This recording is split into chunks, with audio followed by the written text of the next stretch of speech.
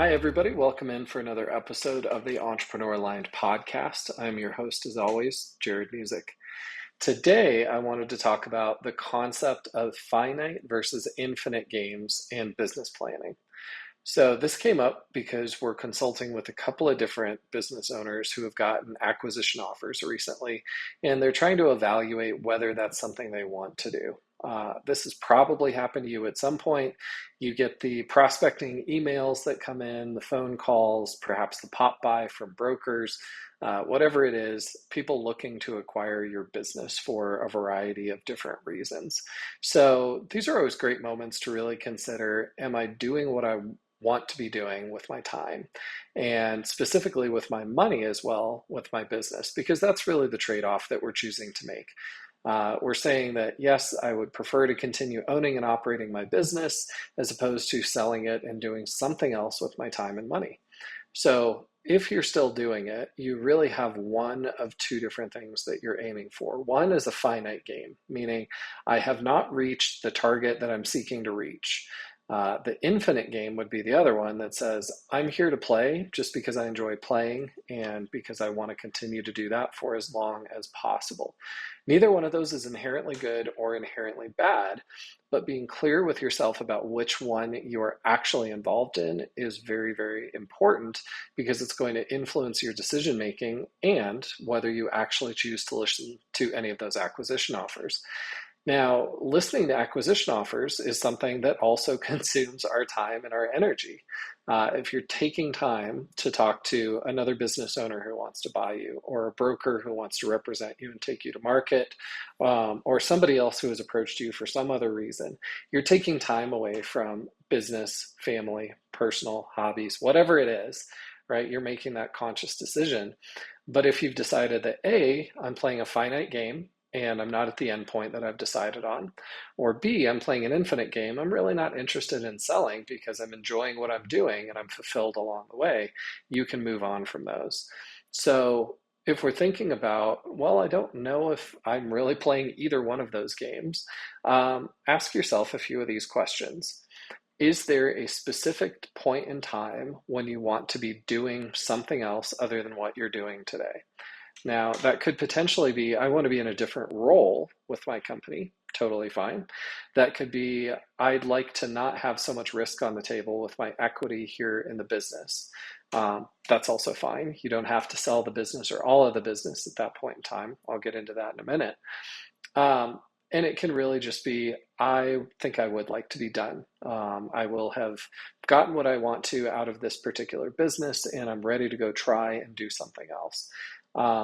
So thinking about, when do I want to be doing something different, even if you don't know what that is, even if you're just saying, I think I've got another 3 years in me, until I'm ready to be done, until I'm fatigued and I want to be out. Or our goal was to build this to 1,000 customers and then sell it to somebody else who knows how to take a business from 1,000 to 10,000 customers.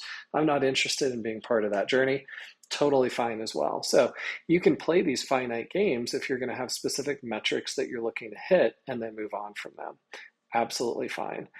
But if you're not there yet, you don't need to listen to the acquisition offers, right? If you're at 500 customers and you want to get to 1,000, you don't need to listen to the acquisition offer.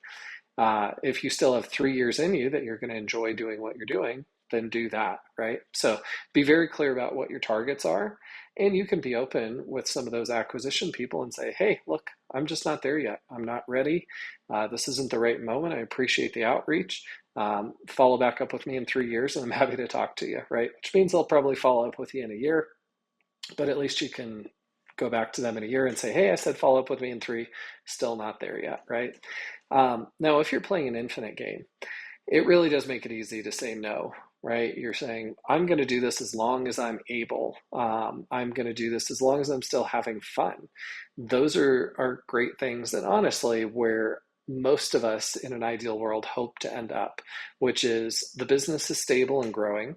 It's making money. It's doing what it's intended to do. It's filling me up and validating me personally, and it's meeting all of my personal financial needs.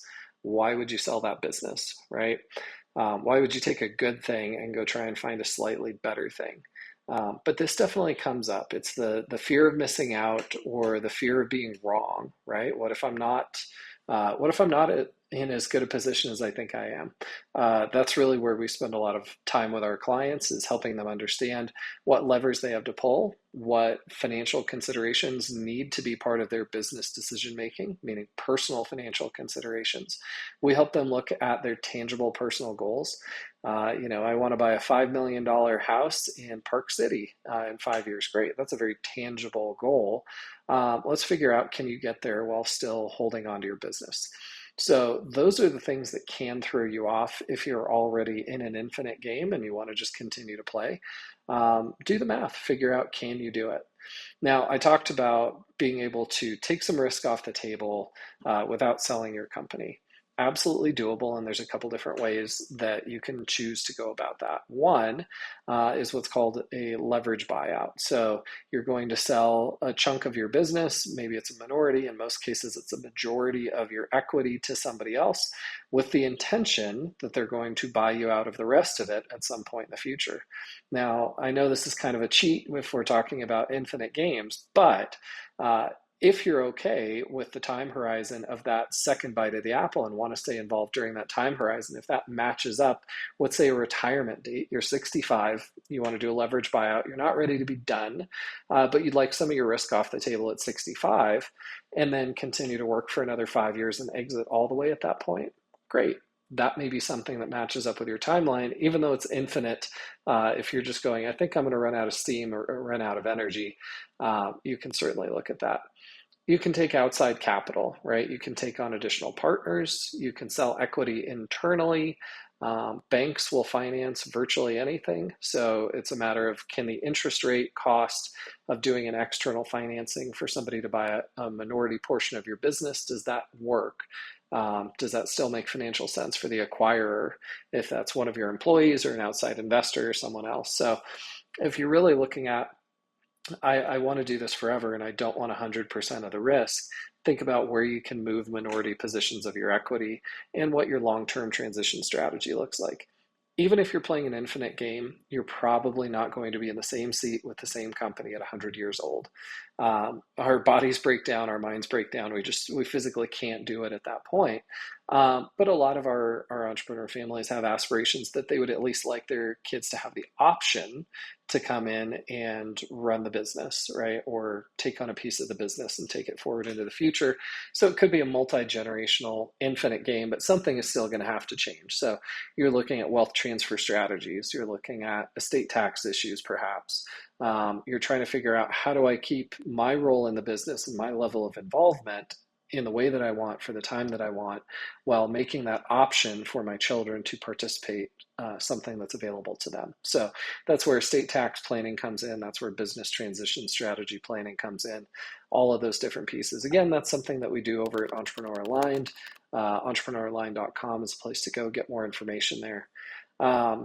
But thinking about it, there's all different flavors. No two businesses are the same.